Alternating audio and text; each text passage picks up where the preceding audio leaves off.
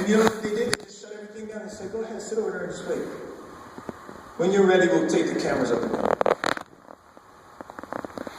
Everything, just wait. They're like, you ready, David? Can we go? I got back up. I didn't realize, man, I'm living a dream. They take me downstairs. They say, all right, basketball, you got that. But you got to be able to act. See, I'm not a speaker. I'm living a life, and my message is living. When you overcome things, you're living a message. You're telling someone something. You're encouraging them that they can do it too. See, every dark night you have is part of a script. There's a movie, and you're the lead role. You just didn't know it. Why do I say stuff like that? Because that's what happened to me. The first line they asked me to read in the script was my life. They said, let's see if you can act. You just lost the biggest game of your life. Your career's falling apart. You missed a big chance. You're sitting on the bench at Rucker Park, and you want to throw in the towel. Here are your lines. You want to quit. You feel like a quitter. You feel like a loser. See if you can tap into the emotions. They give me the paper. I'm already crying. You know? Hey, I walked out of that movie trial with the lead role in the movie. The movie's not out yet. I didn't even know it. I wasn't a small part. I was a lead role. Isn't that pretty cool? This is when you clap again. Hey, the movie's not out yet. The name of the movie is Rucker. R-U-C-K-E-R. When you achieve things, it gives you passion. That's why I get excited when I talk. Because I'm thinking some of you are just like me. There's something inside of you that you want to do, but you think it's impossible. It only happens to other people. Does that make sense? But it happens to everyday people who don't give up and have a game plan and aren't afraid to try. From the Globetrotters, Kenny the Jet Smith recommended me to the Harlem Globetrotters. I went to a 10-day trial, 6 hours a day. And every single day, like a reality TV show, they would cut one player. I made it all the way to the last day. It was between me and one other player. His name's Pat the Rock. He plays on ESPN now. He's on some video games. We made it all the way to the last day. What I didn't know is the owner of the Globetrotters was sitting in the crowd. He came up to me after the last day of trials. He shook my hand. And he said, congratulations, you're the first Caucasian Harlem Globetrotter since 1942. Welcome to the team. I didn't even know what Caucasian meant. He's like, it means white boy. I was like, this I know. You know? And he told me something that I never forget. He said this. He said, just remember, in life, it doesn't matter what you look like. He's a very successful man. He's the first African American to own a major sports franchise. When people achieve something, you should listen to them. They're a living message. They've been through things. Every star you love, every person you like, they've been through something. Study their life. If you like their music, you like their artwork, you like their stories, you like their movies, study their life. Find out what they've been through. I guarantee you, everything I'm saying is a part of their life. That there was a time where they felt like they were worth nothing, like a superhuman movie, where they thought the world forgot about them, but they decided not to give up, and they came back stronger than ever before. Taylor Swift, if you ever watch her documentary, The Journey, she had a chance to live her dream, and it was going nowhere because they're asking her to write songs that weren't in her heart. And you know what she did? She gave up her first record deal that everyone was dreaming about, that she worked years for, because they weren't letting her write what was in her heart. And she took just a crazy step of hope and just belief in herself and what was in her heart, and she waited for a company that didn't even exist, that someone said they were going to set up, and they would give her the freedom to write what was in her heart. And you know what she did? She waited for it. And she started writing everything that's in her heart. If you go on iTunes right now, she has a #1 song.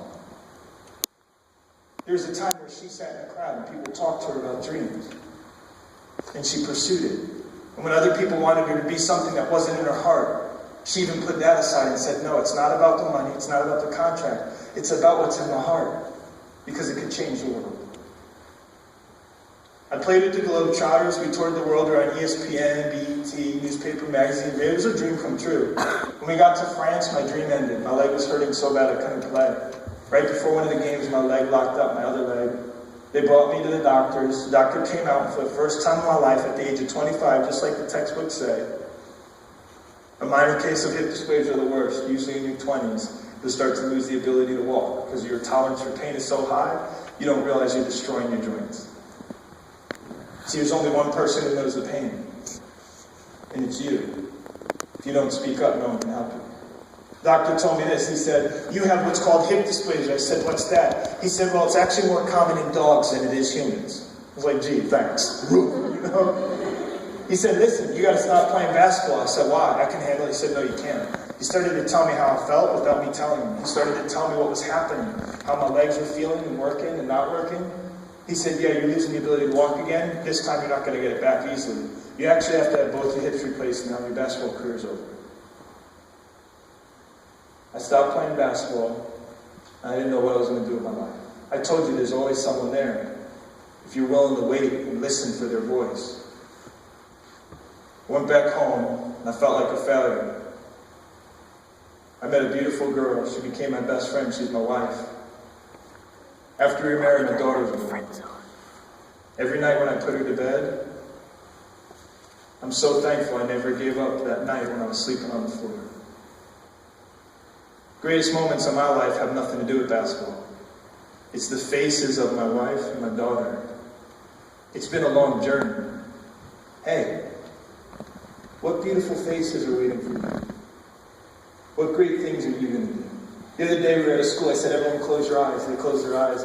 I said, picture the person you love the most. They did. I said, when you get it in your head, open your eyes. They opened their eyes. I said this, I guarantee you, most of you, almost all of you, the person you pictured was never on TV. Was never a professional athlete, never had a music video, probably doesn't even have tons of money. I said, go, because it's younger kids, you know, they're not as afraid to speak up in an assembly. I said, go ahead, raise your hand if you want to say who you pictured. Well, I pictured my big brother.